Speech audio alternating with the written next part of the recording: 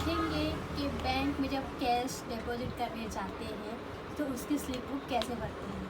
तो चलिए आज मेरे साथ सीखते हैं कि हम कैश की स्लिप कैसे भरते हैं। आइए, ये रही हमारी स्लिप बुक। आज हम इसे भरेंगे। इंग्लिश में भी आता है और मराठी हिंदी में भी आता है, पर हम सबसे पहले सीखेंगे इंग्लिश में कैसे भरा जाता है। चलिए जानते हैं। सबसे पहले हमें यहाँ पे दिखा रहा है ब्रांच। तो ब्रांच मतलब घाटकोपर। तो हमने हमारा यहाँ घाटकोपर लिखा।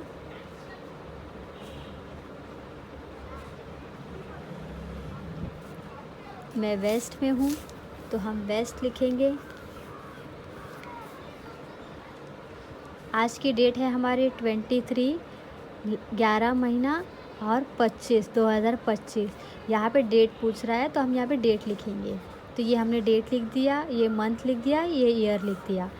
तो आज हमारा अकाउंट है सेविंग अकाउंट, तो हम यहाँ पे ये सेविंग अकाउंट ये होता है, तो हम ये सबको कट कर देंगे। यहाँ पे हमारा अकाउंट नंबर पूछ रहा है जो हमारे बैंक हमें देती है, हमारा अकाउंट नंबर। तो हमारे बैंक अकाउंट के नंबर का हमें सिर्फ 5 डिजिट ही लेने हैं, ज़्यादा नहीं लेने। तो 5 डिजिट के नंबर ही लेने हैं। तो मेरे अकाउंट का नंबर है 4826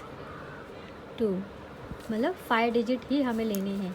जैसे कि मैं आपको दिखाती हूँ, ये मेरे बैंक की पासबुक है और यहाँ पे हम देखेंगे तो यहाँ पे ये मेरा अकाउंट नंबर, देखिए आपको दिख रहा होगा, ये हमारा अकाउंट नंबर है। तो इसके हमें 5 डिजिट ही लेने हैं लास्ट के। तो बस इसी तरह से हमें अपना अकाउंट का ये करना है, ठीक है।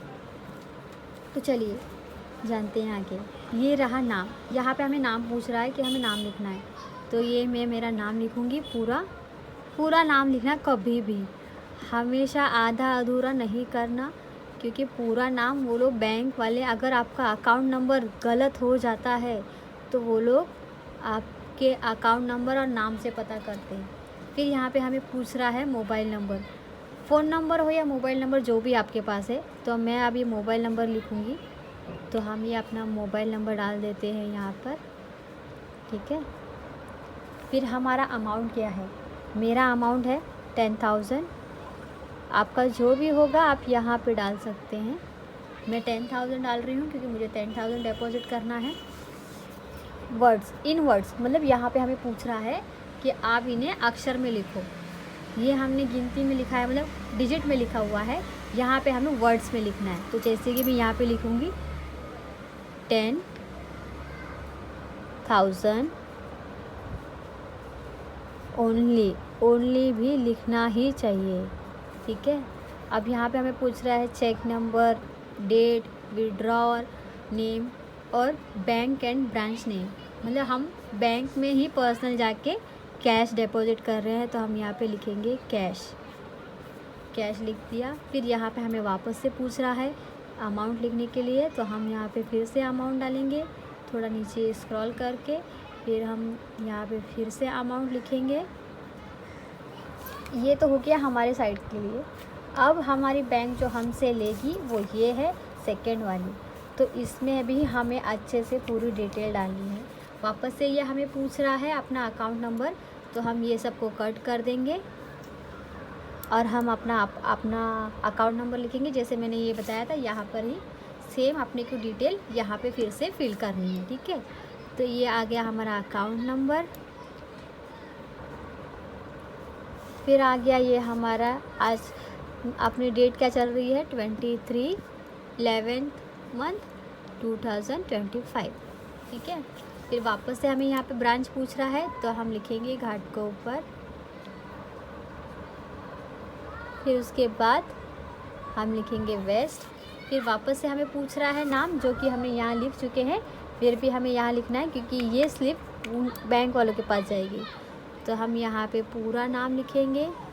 पूरा नाम मैंने आपको बताया था कि पूरा नाम इसलिए लिखना है कि अगर आपका अकाउंट नंबर गलत हो जाए तो उन्हें दिखने में आए कि भाई ये कौन से अकाउंट में पैसा जा रहा है, जो नंबर दिया है वो नाम मैच नहीं कर रहा। इसलिए आपको नाम, मिडिल नेम और सरनेम तीनों लिखना है। यहाँ पे हमें फिर पूछ रहा है अपना मोबाइल नंबर, तो हम फिर से वही नंबर डालेंगे।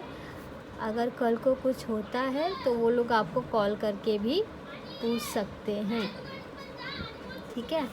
फिर ईमेल आईडी हमारी नहीं है, अगर होगी आपकी तो आप डाल सकते हैं, ठीक है। फिर वापस से हमें यहाँ पे अमाउंट पूछ रहा है तो हम यहाँ पे अपना अमाउंट डाल देंगे। फिर यहाँ पे हमें वापस से वही चीज़ें पूछ रहा है, चेक, डेट, विड्रॉल।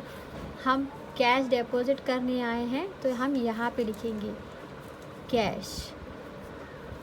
फिर यहाँ पे हमें फिर से अमाउंट लिखने को बोल रहा है तो हम फिर से अमाउंट लिखेंगे, थोड़ा सा ये कर देंगे, फिर वापस से अमाउंट लिखेंगे, ठीक है। और फिर उसके बाद आपके पास जो कैश है उसमें आपके पास 2000 के, 500 के, 200 के, या 100 के, या 50 के, या 20 के, या 10 के, या 5 के, आपके पास कौन से हैं, मतलब क्या है आपके पास। तो मैं कैश डिपॉजिट करने गई थी तो मेरे पास समझिए कैश के डिपॉजिट जो थे मेरे पास 500 के 19 नोट थे, तो ये हो गए यहाँ पे टोटल करके 9500, ठीक है। तो ये आपको इस तरीके से लिखना है। और 100 के मेरे पास 5 थे तो वो हो गए 500। उससे मिलते जुलते फिर यहाँ पे हमें इस तरह से लाइन खींच के यहाँ पे टोटल अमाउंट डालना है 10,000।